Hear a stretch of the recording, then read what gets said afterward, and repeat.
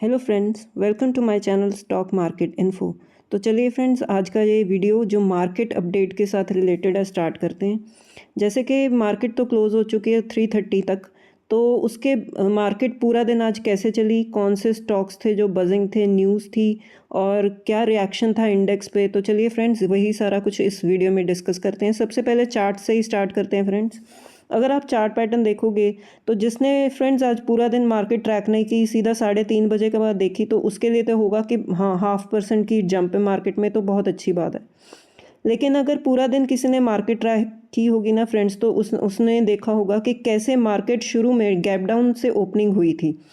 फिर मार्केट कुछ टाइम तक एक कंसोलिडेटेड रेंज में ही चल रहा था, काफ़ी वॉलेटाइल था। जैसे कि मैंने बॉक्स बनाकर भी आपको हाईलाइट किया हुआ है कि एक बॉक्स में ही मार्केट चल रही थी, काफ़ी वॉलेटाइल थी, कभी ऊपर जा रही थी, कभी नीचे आ जा रही थी। आपने अपने पोर्टफोलियो में भी ऑब्जर्व किया होगा कि कभी प्लस था, कभी माइनस था।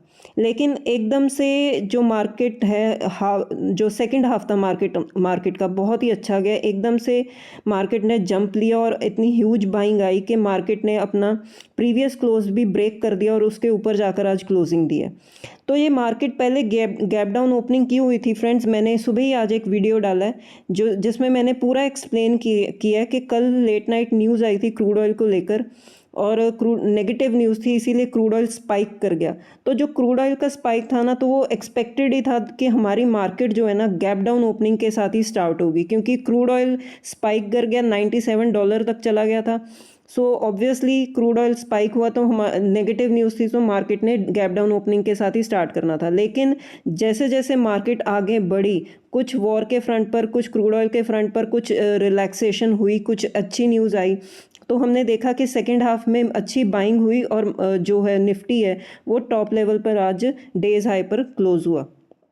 तो आप ये वीडियो जाकर देख सकते हो अपनी नॉलेज के लिए कि क्यों क्रूड ऑयल स्पाइक हुआ था। मैंने डिटेल में यहाँ पर डिस्कस किया है। नेक्स्ट है फ्रेंड्स, ब्रॉडर मार्केट्स को भी देख लेते हैं कि अक्रॉस द बोर्ड, आप अगर किसी ने पूरा दिन मार्केट ट्रैक नहीं की तो सुबह तो ये पूरा रेड में ही था। ऑल द सेक्टर्स, सारे सेक्टर्स रेड में ही थे, हर एक में सेलिंग ही चल रही थी, कुछ भी ग्रीन नहीं था एक्सेप्ट आईटी सेक्टर। लेकिन दिस सेकेंड हाफ में आपने देखा कि जो कुछ अक्रॉस द सेक्टर्स जो हैं बाइंग हुई, कुछ सेक्टर्स को छोड़ के जो रेड में आपको दिख रहे हैं, जैसे financial services, pharma and private bank, health care और ऑयल एंड गैस, इनको छोड़कर across the board her sector में बाइंग हुई है और ग्रीन में ही क्लोज हुए हैं सारे सेक्टर्स। तो ये कुछ अपडेट्स थी अक्रॉस द बोर्ड, क्या क्या हुआ, और आईटी सेक्टर भी इतना आज क्यों भागा वो भी हम डिस्कस करेंगे। नेक्स्ट है फ्रेंड्स, इसका ये भी एक रीज़न था कि क्रूड ऑयल ने आज थोड़ा सा 97 जो डॉलर पर क्लोज हुआ था कल शाम को, और फिर सुबह थोड़ा सा रिलैक्स हुआ तो $93 पर आ गया। इसीलिए हम देख सकते हैं कि मार्केट ने भी एक जंप दिखा दिया। निफ्टी विक्स ने आज 4-5 दिनों के बाद जितना इंक्रीज हुआ था विक्स, आज थोड़ी सी इसने क्रैश दिखाया 8-8.5% का। तो निफ्टी विक्स का नीचे जाना भी एक सिग्नल देता है कि मार्केट में वॉलेटिलिटी कम होगी। तो इसने भी आज थोड़ा सा इंटीमेशन दिया कि मार्केट ने आज अपसाइड में क्लोजिंग दी। नेक्स्ट हमारा जो डॉलर था, रुपी था, रुपी आज 95.20 पर क्लोज हुआ, थोड़ी सी हल्की सी दबाव था आज रुपी में भी। नेक्स्ट है फ्रेंड्स, ये ग्लोबल मार्केट्स हैं। जैसे कि आप देख सकते हो कि क्रॉस द ग्लोबल मार्केट्स भी एक्सेप्ट डाउ फ्यूचर्स में हम देख रहे हैं कि रेड है। S&P एंड निकाई जापान का मार्केट है, इन्होंने आज रेड में ट्रेड किया। लेकिन अगर बाकी मार्केट्स देखें हम, तो हैंगसेंग, डैक्स, कैक, कोस्पी, ये सभी ग्रीन में ही क्लोज हुए हैं। नेक्स्ट है फ्रेंड्स, अब कुछ न्यूज़ डिस्कस करेंगे जो आज बजिंग थी, जिसके वजह से कुछ कंपनीज जो आज फोकस में थी, जैसे कि अनंतराज, इन्होंने MOU साइन किया हरियाणा गवर्नमेंट के साथ for data centre. So Anantraj company बहुत ही अग्रेसिवली फ्रेंड्स डेटा सेंटर में काम कर रही है। आप डेफिनेटली इस कंपनी को जाकर पढ़ सकते हो।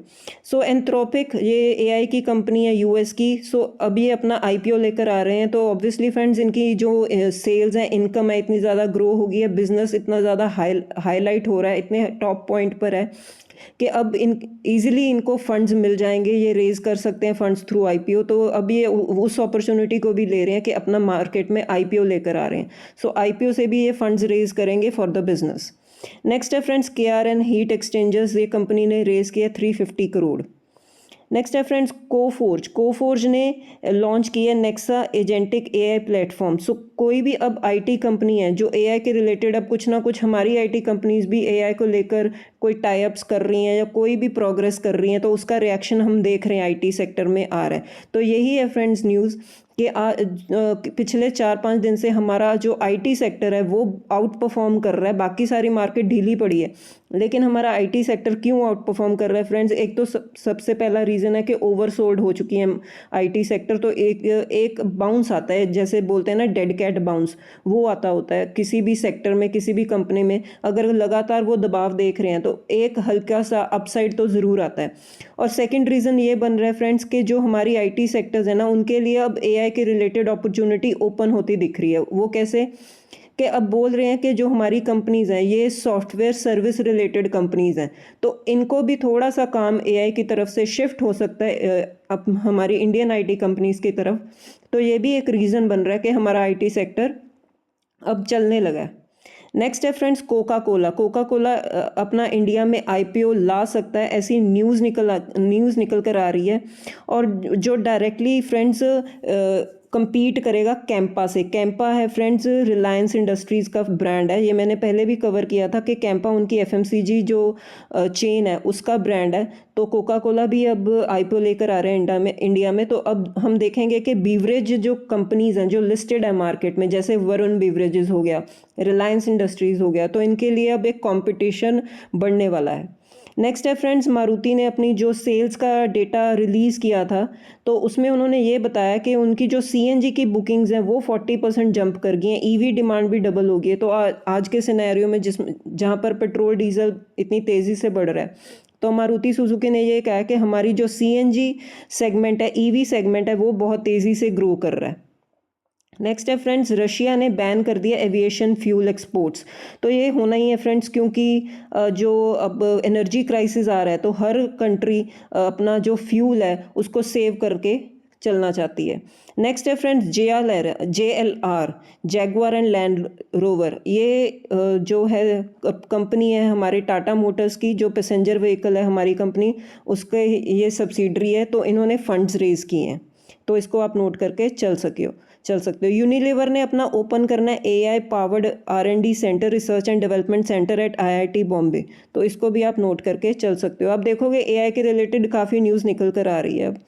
वेदांता का शेयर फ्रेंड्स आज क्रैश कर गया 4%। क्यों? क्योंकि ईडी की रेड पड़ी है उनके प्रेमिसेस पर। तो इसको भी आप नोट करके चल सकते हो। और इतना ह्यूज क्रैश होना फ्रेंड्स 4% इसीलिए क्योंकि ये मेटल सेक्टर में डील करती है, और मेटल सेक्टर की जो कंपनीज़ हैं बहुत अच्छा कर रही हैं, तो एक नेगेटिव न्यूज़ जब आती है तो ह्यूज क्रैश आ जाता है। नेक्स्ट है friends just for the update Delta Corp Nazara Technologies, ये जो दो कंपनीज़ हैं मैंने पहले भी न्यूज़ कवर की थी कि जो सुप्रीम कोर्ट है उनका डिसीजन इनके अगेंस्ट है रिगार्डिंग जीएसटी टैक्स। तो लगातार जब से डिसीजन आया ये कंपनीज क्रैश ही कर रही हैं। डेल्टा कॉप 22% तक नीचे आ चुकी है और नज़ारा टेक्नोलॉजी ने 7% तक का डिक्लाइन दिखा दिया है। नेक्स्ट है फ्रेंड्स अब एल्यूमिनियम है। जैसे कि मैंने आपको पहले भी बताया कि मेटल सेक्टर की जो आउटलुक है वो बहुत ज़्यादा ब्राइट है। अब अक्रॉस द बोर्ड अगर सेलिंग हो रही है, लेकिन मेटल सेक्टर बहुत अच्छा परफॉर्म कर रहा है। उसका रीज़न ये भी है फ्रेंड्स कि एल्यूमिनियम है उसकी जो डिमांड है वो 24% तक इंक्रीज़ हो गई है इन 2026, क्योंकि जो क्राइसिस है उसकी वजह से जो सप्लाई कंस्ट्रेंट आ रही है, ठीक है, तो उसके सप्लाई डिस्ट्रप्शन आ रही है, उसकी वजह से जो है डिमांड तो ज़्यादा लेकिन सप्लाई कम है। इसीलिए जो हमारी कंपनीज एल्यूमिनियम की प्रोडक्शन को इंक्रीज़ कर रही हैं। कुछ एआई और ईवी और सोलर जो सेक्टर है ये बहुत फॉर्म में आ गए हैं, क्योंकि पेट्रोल डीजल से अब शिफ्ट हो रहे हैं हम। एआई की डिमांड तो वैसे भी है, और सोलर और रिन्यूएबल एनर्जी की भी डिमांड इंक्रीज़ हो। अब ये तीनों सेक्टर्स जो इंक्रीज़ हो रहे हैं इनकी डिमांड इंक्रीज़ हो रही है, तो इसमें एल्यूमिनियम की रिक्वायरमेंट है। तो हमारी जो एल्यूमिनियम को प्रोडक्शन है वो बहुत ज़्यादा तेज़ी से करनी पड़ेगी, हमारी कंपनीज ऐसा डिसाइड कर रही हैं। तो इसके लिए आप हिंडाल्को को देखकर चल सकते हो। हिंडाल्को एल्यूमिनियम की कंपनी, और ये आज की ख़राब मार्केट में भी देख लीजिए 0.98% टॉप पर है। नेक्स्ट है फ्रेंड इंटेलेक्ट डिज़ाइन, इन्होंने भी आज एक न्यूज़ शेयर की है कि ये एआई डिजिटल बैंकिंग प्लेटफॉर्म अपना लॉन्च कर रहे हैं फॉर यूके एंड यूरोप। तो एआई के रिलेटेड जो भी कंपनी काम कर रही है और जो भी उनकी न्यूज़ निकल कर आ रही है तो वो अच्छा ही परफॉर्म कर रही है मार्केट में। नेक्स्ट है फ्रेंड्स, इन्फोसिस का जो शेयर है वो आज जंप कर गया। अगेन इन्होंने भी एक एआई के रिलेटेड न्यूज़ शेयर किया after launching AI powered journalism tool. तो ये कुछ अपडेट्स हैं फ्रेंड्स मार्केट को लेकर। तो आज जो भी कंपनीज थी, जो भी शेयर्स थे जो आज बजिंग थे, वो ये थे कि जो भी उसका रिएक्शन मार्केट में आया, तो इनको आप नोट करके चल सकते हो। फॉर दिस इज़ ओनली मतलब इस वीडियो में बस इतना ही। अब मिलते हैं नेक्स्ट वीडियो में। Till then bye bye.